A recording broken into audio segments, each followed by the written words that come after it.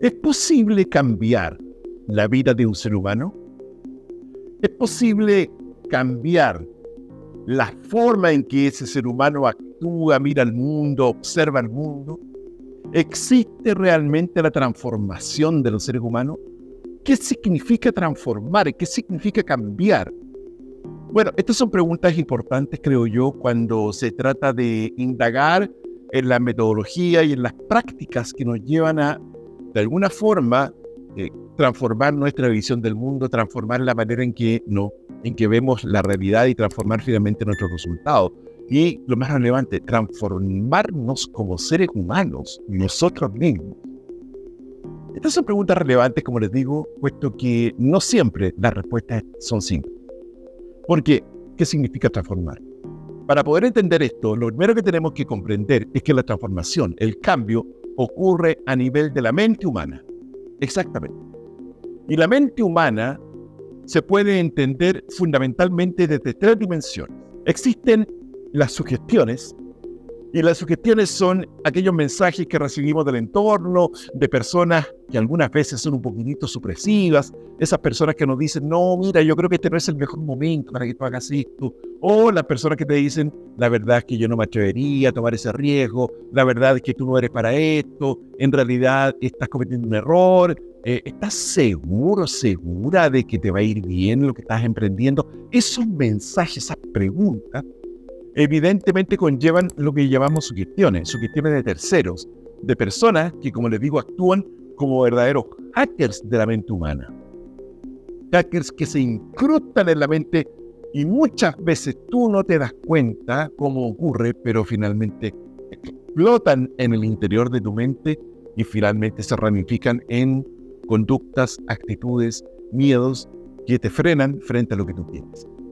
Bueno, ahí están las sugestiones de personas, están también las sugestiones de las redes sociales, cuando yo me meto a las redes sociales y miro, leo, o miro la televisión y encuentro noticias que son de alguna forma un tanto catastróficas, que la economía va cayendo, de que los políticos son todos corruptos, de que etcétera, etcétera, etcétera, sugestiones que de alguna manera enturbian, generan virus mentales que de nada sirven para nuestra propia transformación. Por lo tanto, las sugestiones tienen que ver con lo que vemos, con lo que leemos y también con lo que escuchamos de personas que normalmente nos importan, personas que son de autoridad de alguna forma para nosotros. Y esas personas actúan en esos casos de manera supresiva. No vamos a entrar en el análisis del por qué estas personas actúan como actúan, porque, bueno, ahí está la envidia, están los celos, en fin, hay una serie de factores que están influyendo en que estas personas actúen así, pero de que actúan así, actúan así. Ahí están las sugestiones. El segundo elemento son los pensamientos, y los pensamientos ya tienen que ver con algo más interno, ¿no? Los pensamientos surgen de nuestra mente, tal como lo decía Napoleón Hill, como cosas que son manifestaciones de la mente y que de alguna manera, si uno pudiera verlas, las vería como una especie de mancha que vuela en el espacio, pero que son nuestras propias creaciones. Los pensamientos son relevantes porque los pensamientos definen la percepción. O sea, la manera en que yo percibo el mundo siempre está teñida por nuestros pensamientos. Y por lo tanto existen múltiples tipos de pensamientos que es importante considerar. Pensamientos positivos, pensamientos empoderadores, pensamientos negativos, pensamientos destructivos, pensamientos potentes, pensamientos poderosos. En fin, la cantidad de formas para poder categorizar los pensamientos es muy grande. No vamos a entrar en ese tema tampoco acá, pero de verdad se puede hacer un análisis muy profundo de los tipos de pensamientos que tenemos. Y la tercera dimensión, que muchas veces es el resultado de los pensamientos persistentes en la mente, es lo que llamamos las creencias. Y las creencias son certezas que se instalan en nuestra cabecita y que de alguna manera actúan sin que nos demos cuenta, porque la mayor parte de nuestras creencias están en el subconsciente. Y nos permiten emitir juicios respecto del mundo, de la gente, respecto de mí mismo. La autoestima tiene que ver con el conjunto de creencias que yo tengo respecto de mí mismo.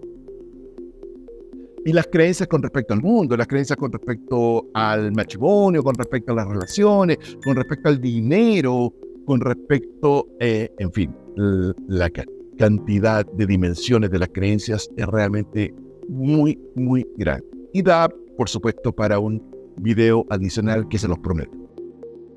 Ahora, este conjunto, esta trilogía de pensamientos, sugestiones y creencias se le conoce con el nombre de autoconcepto. Entonces, si uno cambia las sugestiones, los pensamientos y las creencias, o alguna de ellas, está alterando el autoconcepto. ¿Y por qué es relevante? Porque el autoconcepto es el responsable de la vida que tenemos. Pareciera ser que la vida se nos aparece en nuestra experiencia en función de nuestro propio autoconcepto. Al decir de Neville Goddard, caminamos sobre nuestras propias creaciones y esas creaciones son el producto de la manera en que nuestro autoconcepto está instalado en nuestra cabeza. Bueno, ¿y qué hacer? Para eso los invito al próximo video. No, mentira, se lo voy a decir ahora. ¿Qué hacer con la sugestión? Escápate. No enciendan la televisión. ¿Hay noticias en la televisión? Apaga eso. Bueno, hay gente que me dice, sí, pero es importante estar informado. A mí me encanta ver noticias. Pero ¿qué hago yo? Hago que no me afecten. O sea, es mera información, pero no me contagio con aquella noticia destructiva, con aquella noticia del asesinato, del homicidio, del femicidio, las noticias que tienen que ver con las catástrofes, las noticias que tienen que ver con el cambio climático, la temperatura está subiendo. No me contagio de esa energía negativa, sino que más bien me informo. Porque yo creo, y esta es una creencia personal, que hay que estar informado. Pero ¿qué hago con los pensamientos, esos pensamientos destructivos que aparecen en mi mente? Tal como decía Napoleón Hill. Bueno, hagan guardia a la puerta de la mente. Porque en la mente humana tenemos una especie de bisagra que permite que los pensamientos destructivos entren o no entren, que permite que los pensamientos poderosos entren o no entren. Discriminemos, seamos capaces de observar lo que pensamos, porque nosotros no somos lo que pensamos, nuestra mente está a nuestra disposición, y por lo tanto nosotros podemos observar lo que pensamos, y al observar lo que pensamos, discrimino. Esto me sirve, esto no me sirve. Esto es útil, esto es inútil. Esto es destructivo, esto es poderoso. Esto es negativo, esto es positivo. Entonces voy discriminando. Y a todo lo que sea destructivo, negativo e inútil, cancelo y anulo. Y hagan este signo, cancelo y anulo. Cancelo y anulo todos aquellos pensamientos que no me sirven. Ahora, a veces los pensamientos se mezclan con las sugestiones, porque claro, alguien me dice algo y yo genero un pensamiento. El pensamiento es interno, lo que me dicen es externo, pero a propósito de lo que me dicen, puedo pensar algo. Entonces, si efectivamente veo que estoy empezando a pensar algo que no me gusta, cancelo y anulo. Ahora, existe una dimensión que es mucho más compleja de trabajar. De hecho, existen seminarios para poder entender cómo funcionan las creencias. Y las creencias son certezas. Se han instalado en nuestra mente a propósito de las sugestiones y pensamientos repetitivos, persistentes, y han entrado en el ámbito de la mente subconsciente. Y desde ahí nos rigen. Desde ahí opera nuestra vida. Desde ahí emitimos juicios. Desde ahí emitimos ideas con respecto al mundo, con respecto a mí mismo.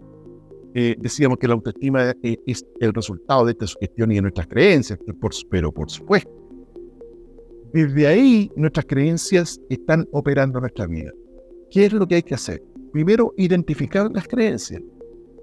Y este es un ejercicio que podemos hacer permanentemente frente a cualquier decisión que tomemos. Preguntémonos, ¿qué es lo que me hace tomar esta decisión? ¿Qué es lo que me hace generar esta conducta? ¿Por qué estoy respondiendo de la forma en que respondo frente a esta situación? ¿Qué es lo que hay detrás de este temor, de este miedo que se aparece?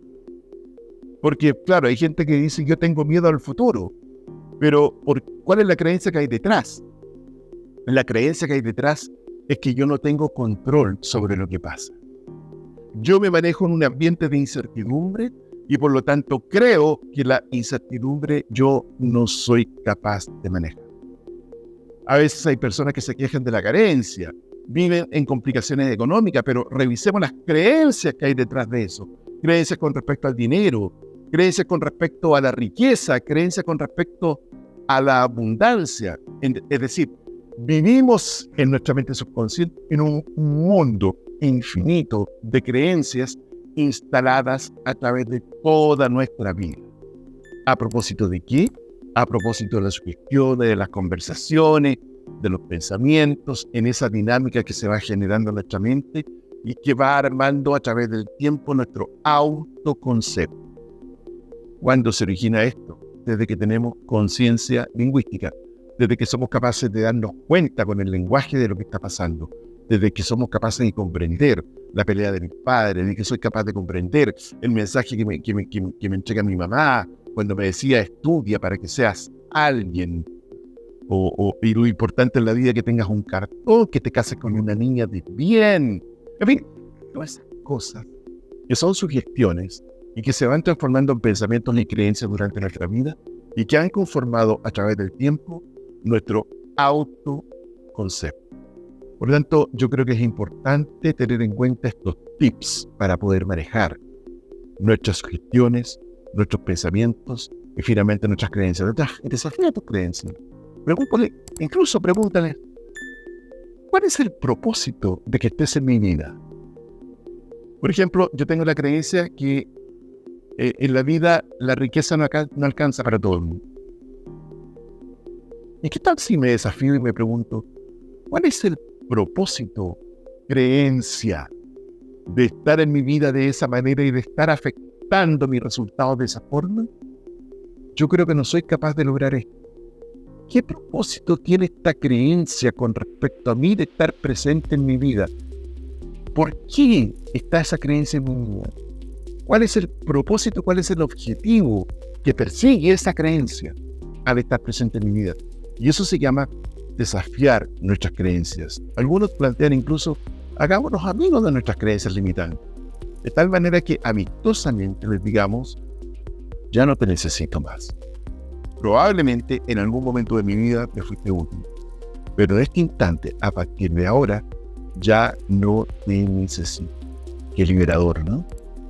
Qué liberador poder desafiar nuestras creencias, nuestros pensamientos, eliminar nuestras sugestiones para poder tener un autoconcepto poderoso que nos va a crear la vida que finalmente queremos tener.